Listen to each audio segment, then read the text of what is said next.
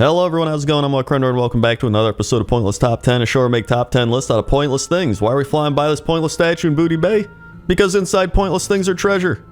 Let's begin. 10. Number 10 are the Otters of Azure Span, and there's actually a lot of otters in the Azure Span. They all kind of have these like spiky things on them. You can kind of see. I was curious because I was like, I feel like I've seen otters in World of Warcraft before, right? And I looked it up, and apparently otters made their first appearance in World of Warcraft in Mists of Pandaria. I didn't realize it was that far back. Also, that otter is glitching out of the Matrix, but, you know, whatever. He can do whatever he wants. The otter lives near rivers and is normally friendly and playful. I like how this sounds like I'm reading it off National Geographic. This is just off Wowpedia. Otters swim by propelling themselves with their powerful tails and flexing their long bodies. Thus, they are very fast in the water. And look at that, there's little otter babies. They got little otter babies, and the otter mom is chilling up there. Very cute, very nice. There they are up close. Wait, what is this? It says if otters are hungry enough, they also eat crabs. The otters on the shelf of Mizzou are protected by law? What? Wait, where's the shelf of Mizzou? For a second, I thought it was like an actual place in real life. Oh, it's in the Dread Waste, that's why. The shelf of Mizzou lies offshore of southern Dread Waste. When's the last time anybody actually went to the Dread Waste? Like, realistically, aside from, like, farming that one mount from the guy that spawns there, right? I don't know. Or, I guess, to level. Whatever, okay? There's some cool otters in the Azure Span. And, they're number 10. 9. Number 9 is this cool fishing hook in the Azure Span. And it's just out there waiting to do some ice fishing. And not only did I pick this just because I think it's a cool fishing hook, but I picked it because it's kind of symbolic of the Tuskar, who are all over this zone, and I believe just in this expansion in general. So I was looking into some Tuskar lore and stuff like that, and it was actually really interesting. So let's see, we got fishing and whaling form the basis of everything from moral guidance to conversational slang. Boys strive to be good fishermen, girls dream of marrying a good whaler. Success in fishing is a sign of right living, and failure is a sign of moral disorder. The Tuskar afterlife is imagined as a paradise with choice catches and successful whaling without hard work. So really, their heaven is just being able to fish without working hard for it. To visit a Tuskar village, visitors must bring several fresh fish along to prove they can fish. Fishing is more than just a means to survive for Tuskar, it's a moral guideline. If they think that someone cannot fish well, that is a bad person. So evidence of successful fishing means someone must have good morals and therefore must be respectable. If a person brings several large fish, he is treated like a long-lost, much-beloved cousin. Where is this from? This is from the Lands of Mystery book, which is, this is the Lands of Mystery World of Warcraft RPG published in 2006? I didn't realize that's like the Bible of Tuskar lore right there. I guess it makes sense. It's like an RPG or whatever. It's amazing. Like, the Tuskar lore is entirely, if you're good at fishing, you're a great person and amazing, and if you're not, you suck, and you're gonna go to Tuskar hell or something. I don't know. 8. Number 8 are the dragon toads, and I don't actually know what they're called, but to me, they're called dragon toads. That's what they are. And I think they just fit the zone really well. I think this is a model, from BFA, if I remember correctly. I think they did the big frogs and the frog mounts and all that, but I think they just kind of dragging them up, a little dragonification. They got the teeth and the little nose and the spikes and everything. I don't know, I like the dragon toads.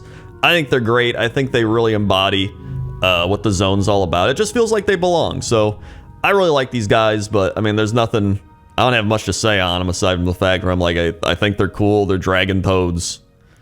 So that's number 8. 7. Number 7 are all the shore animals of the Azure Span, and I guess the Azure Span shores in general, but the animals specifically, you got crabs, you got turtles, which are just chilling down there, and then you got goats, which are up on the cliffs, and they're eating the grass and having a good time. So you got a nice variety of shore animals, but I think they're all unique in their own way, right? The crabs are just kind of walking around like doot, doot, doot, doot, doot, doot, doot, doot, doot, right?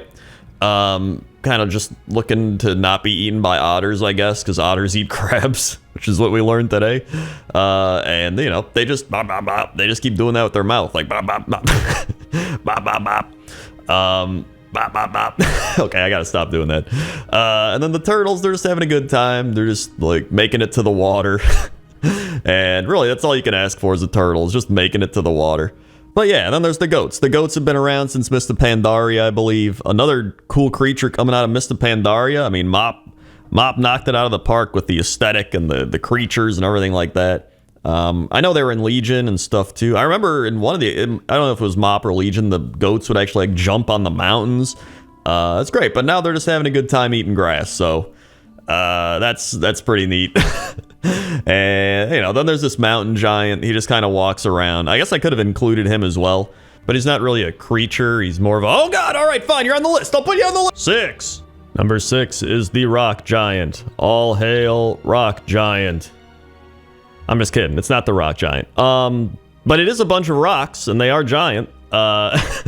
So we have the frozen waterfall, and I would say this is probably one of the staples of the zone. Like one of the staple, what's the word? Landmark type of things in the zone. Like when you see this, you're like, oh my god, like this thing is crazy. Like it's one of the, when you think of Azure Span, you're probably gonna think, oh, it has the ice waterfall in it. You know what I mean? It just looks really cool. Like I think they did a great job. The aesthetic, the design of it, like you could just like look at this shot. You could just sit there and like watch the water flow down into the icy waters below. And then it kind of contrasts with, you know, not too far off is the forest and the big trees and the mountains without snow on them. And then there's these cool little ice dudes down below that when they die, they actually just freeze. So they just become frozen, which is pretty neat. So I just love everything about this little ice area, man. Like it's really cool. Literally, I've used that joke so many times. I didn't want to do it again, but I did it again. I'm sorry. But I love this big icy waterfall. And I was gonna put it a little bit higher up, but I thought of pairing it up with the rock giant because I thought that would be funny. And so, yeah, that's right. We planned out a joke. The jokes are planned. It's not naturally flowing, okay? 5. Number 5 is a big beaver dam that the beavers built. Fun little factoid again. Beavers make their first appearance with the World of Warcraft Mist of Pandaria expansion. Yet another thing Mist of Pandaria introduced. Well, another critter at least, but I really like this area. This is one of the most Grizzly Hills feeling areas. You can see all the beavers just kind of working hard to keep building this dam up, although, listen, I don't think it's going to get any bigger until they add some, like, dynamic world changing or something, but, you know, they're trying, right? Maybe they're more maintaining it now. But these beavers are pretty cool. They got really big teeth. They got some, like, spiky tails. There's one rolling right there. He's backing it up, backing up, backing up. And then he's just running back, and then the stick disappears, so he adds it to the thing. But, you know, it's a fun little animation there, fun little beaver guy. Then that one's down there building a little mini dam, I guess. I don't know. But I really like this beaver dam. Again, it gives off big Grizzly Hills energy. And there's even little baby beavers. Look at them go. Look at little baby beavers. Having a good time. So, also, I don't know why, but this beaver up here just looks like he's conducting an orchestra with his stick. That was like the first thing that came to my mind. I'm like, that's a beaver conductor. No doubter. And that's number 5. 4. Number 4 is the one, the only, Hemet Nessingwary. And it looks like the ropes are drilling into his hands for some reason. I don't know, but either way, he now has his cart that are pulled by these 2 large ox moose creatures. I don't know what they are, but he just sits on this cart and he gets pulled around all day by them and all night. That's what he does. And if you want to, you hop in and you go for a ride. I actually love this. This is like one of my favorite things I saw in the zone was just Hemet Nessingwary riding his cart all over. And then the fact that you can just hop in. The fact that you can hop in is just amazing. But it actually made me think back to when I got to interview Jeff Kaplan, and I asked him who his favorite NPC in the game was, and he said Hemet Nessingwary because he created him. And sure enough, if you look it up, it says quest designer Jeff Kaplan, who created Hemet and the original Green Hills of Stranglethorn quest, is a huge Hemingway fan. Hemingway was an avid hunter, fisherman, and safari traveler. The theme of the Great White Hunter is common in his books. The Green Hills of Stranglethorn is a parody of Hemingway's Green Hills of Africa, a non-fiction work describing his safari adventures. Additionally, the achievements for finishing Hemet's quest in Outland and Northrend, Hills like White Elk and the Snows of Northrend, respectively, reference two other Hemingway books, Hills Like White Elephants and the Snows of Kilimanjaro. And I mean, let's be real here. I'm just happy after Shadowlands that we're back in Azeroth. We got Hemet Nessingwary back. Everything just feels right in the world. You know what I mean? Also, those moose things, they go fast. Those are some fast animals. They are hauling that cart around. That's number 4. 3. Number 3 might be one of the most meme-worthy, pointless things I've seen in a while. It is a dwarf that likes to lick rocks. That's right. Look, you can even see it there. You want to lick the rocks? And he's like, yeah, I want to lick the rocks. And I got here and I was like, what is happening? Why does this guy keep talking about licking rocks? And he was talking about it like he's tasting fine wine. He's like, yeah, you know, I just love the tannins. I love the cherry, leather, tobacco flavors and the oak of the various rocks. Why don't you go get me a rock? And so I went and got him a rock. And, you know, big spoiler alert, he licked it. That was it. I actually might just make an entire video series about this guy. Like, I don't know what I'm going to do, but this has to have something besides just a mention, right? This has to have a video dedicated to it. And, that's number 3. 2. Number 2 is this purpley pink blue forest area. And it's by one of those big mage towers that I'm not sure exactly what it's called because I didn't see a name on it when I was going over it or anything, but it just looked like phenomenal. Like when I was going past here, I was like, oh my god, dude, like this looks like insane, like crazy. Like I love how this looks. I was almost tempted to put this higher up at like 4 or 5 or something. And I was like, I like this enough to where I think it should be number 2. It's not number 1, but you know, number 2, I think it's definitely worthy of it. It feels like Crystal Song Forest, but on steroids. You know how I keep saying this zone almost feels like a Grizzly Hills and Azure mixed together on steroids? This feels like the Crystal Song Forest on steroids. Like, it is just looking like Trix Candy Yogurt all over the place. Or what, Trix Cotton Candy Yogurt? Is that the one? The one that was like purple and pinkish and blue or whatever? Straight up. But I love this area. This is probably gonna be one of those things where I'm like, dude, this looks amazing, and then I quest here and I'm like, I don't know about this place, but who knows, maybe the quest will actually be really good. But for now, I love this place. And it's number 2. 1.